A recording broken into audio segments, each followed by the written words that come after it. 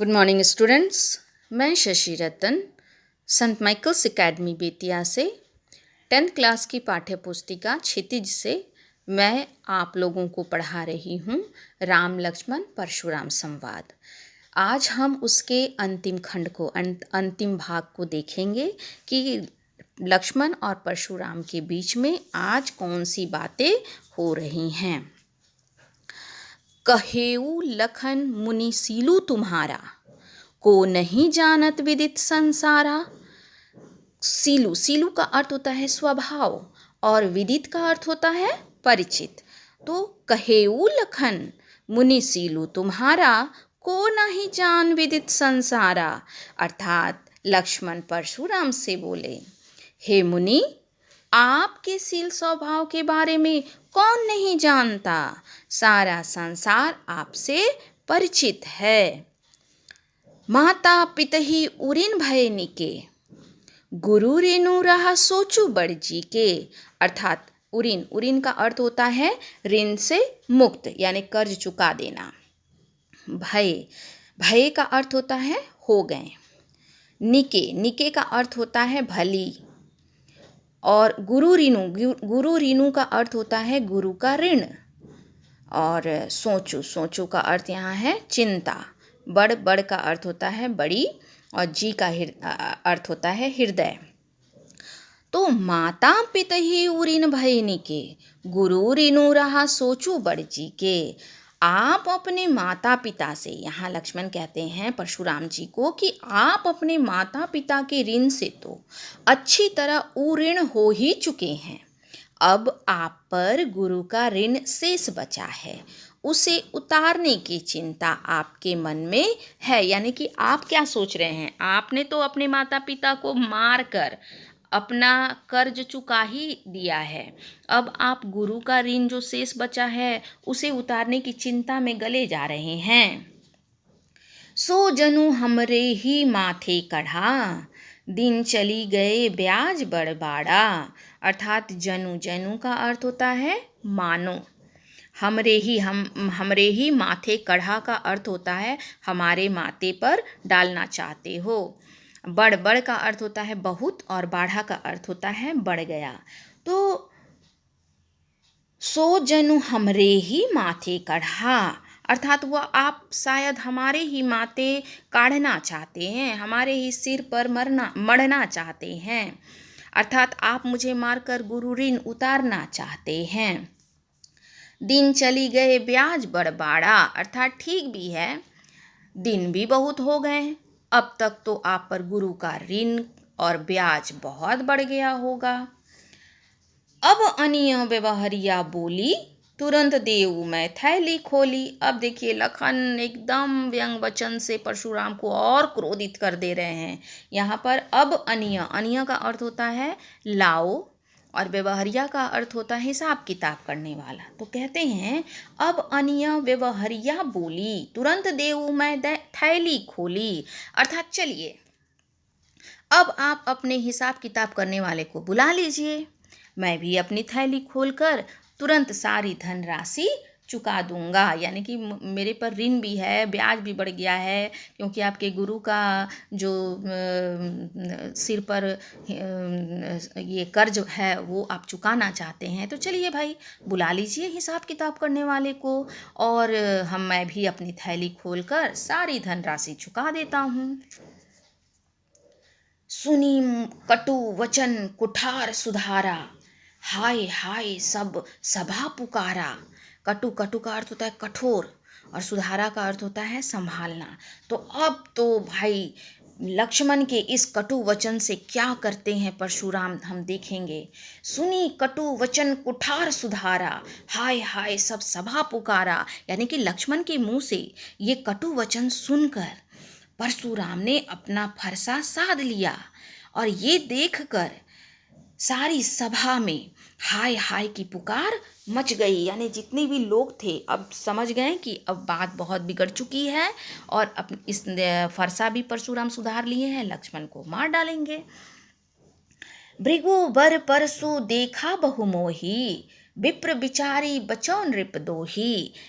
भृगुवर, भृगुवर का अर्थ होता है भृगु के वंशज, और परशुराम का अर्थ होता है भृगु वंश के वंशज हैं कौन? परशुराम जी। भृगुवर यानी भृगु के वंशज परशुराम जी हैं, इसलिए उनको भृगुवर से संबोधित किया गया है। मोही, मोही का अर्थ होता है मुझे। विप्र, विप्र का अर्थ होता है ब्राह्मण। बिचारी, बिचारी मतलब होता है सोचकर। बचाओ, बचाओ का अर्थ होता है बचा रहा था। नृपद्रोही, नृपद्रोही का अर्थ होता है राजाओं का शत्रु।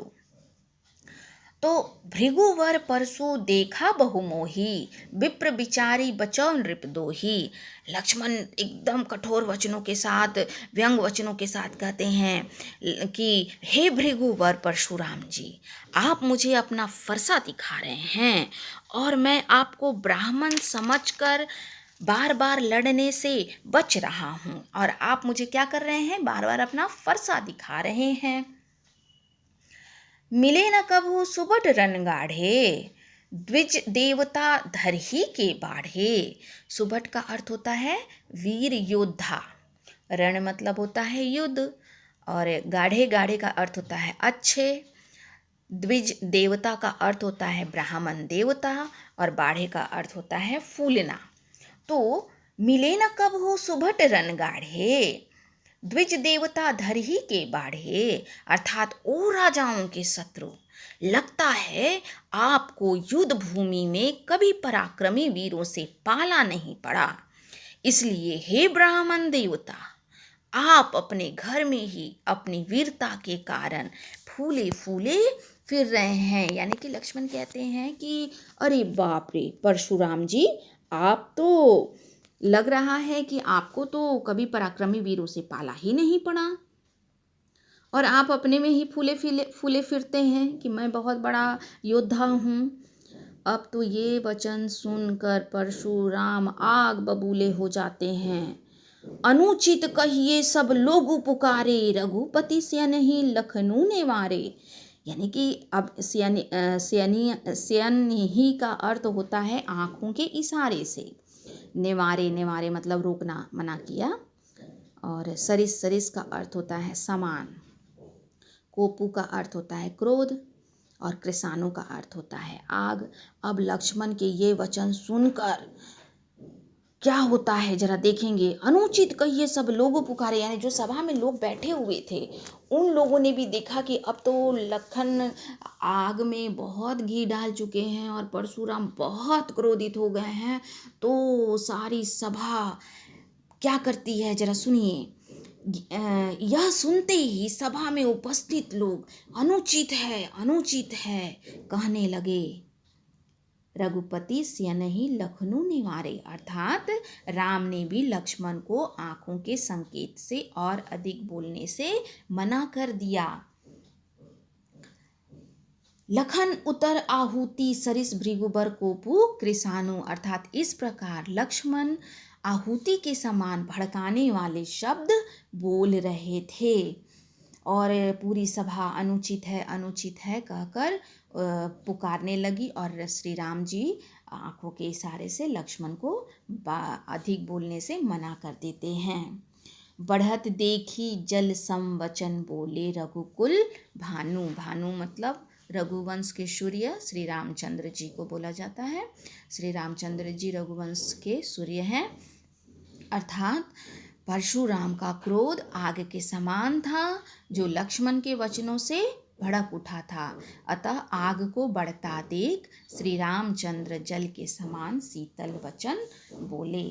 तो हम देख रहे हैं अंतिम खंड में कि लक्ष्मण भी एकदम गुस्सा जाते हैं और व्यंग्यात्मक रूप से कहते हैं कि आप बहुत बड़े योद्धा हैं, आपको तो पराक्रमी वीरों से पाला नहीं पड़ा है, और आप क्या सोच रहे हैं कि आप मुझे मार ही देंगे। तो ये बहुत भड़काने वाली बात थी, और वो बार बार ये बोल भी रहे हैं कि बहुत ब्याज बढ़ गया, क्योंकि परशुराम बोल रहे थे ना कि आप मेरे गुरु का जो धनुष आप तोड़े हैं तो ये तो मेरे सिर पर कर्ज हो गया अपने गुरु का। तो इस बात पर लक्ष्मण बोलते हैं कि भाई कर्ज तो चुकाना है, चलिए बुला लेते हैं, बहुत दिन हो गया है, बुला लेते हैं, जो आप पर कर्ज चढ़ा है उसको उतार ही लिया जाए, बाहर के लोग को बुला के, और अपना हिसाब किताब कर लिया जाए। ये सब सोच बोल ही रहे थे कि पूरी सभा में एकदम खलबली मच जाती है, अनुचित है, अनुचित है, सारे लोग पुकारने लगते हैं। तब श्री रामचंद्र जी आंखों के इशारे से लक्ष्मण को मना करते हुए और अधिक बोलने से मना कर देते हैं, और अपने एकदम शीतल वचन से श्री रामचंद्र बोले। तो इसके बाद ये सभा यहाँ समाप्त होती है। और ये पाठ, ये लेसन में यही बातें बताई गई है कि परशुराम बहुत क्रोधित मुनि थे, और लक्ष्मण ने किस तरह से व्यंग वचन बोलकर उन्हें और क्रोधित किया। तो मुझे उम्मीद है बच्चों कि आपको ये पाठ अच्छी तरह से समझ में आई होगी। इससे संबंधित मैं कुछ प्रश्न दे रही हूँ जो आपको बनाने हैं। मुझे उम्मीद है कि आप इसे बनाओगे। इसी खंड से ये प्रश्न हैं। प्रथम प्रश्न है, लक्ष्मण के अनुसार परशुराम अपने माता पिता के ऋण से कैसे उऋण हुए थे? कैसे उऋण हुए थे? फिर से मैं एक बार बोल रही हूँ। लक्ष्मण के अनुसार परशुराम अपने माता पिता के ऋण से कैसे उऋण हुए थे? और दूसरा प्रश्न है, परशुराम के गुरु कौन थे? वे गुरु ऋण किस प्रकार उतारना चाहते थे? परशुराम के गुरु कौन थे? वे गुरु ऋण किस प्रकार उतारना चाहते थे? तो ये लेसन यहाँ बच्चों समाप्त होता है। आप ये प्रश्न बनाएंगे। मुझे उम्मीद है आगे के वीडियो में मैं आगे के चैप्टर्स को समझाऊंगी। तब तक के लिए मुझे इजाज़त दें। धन्यवाद।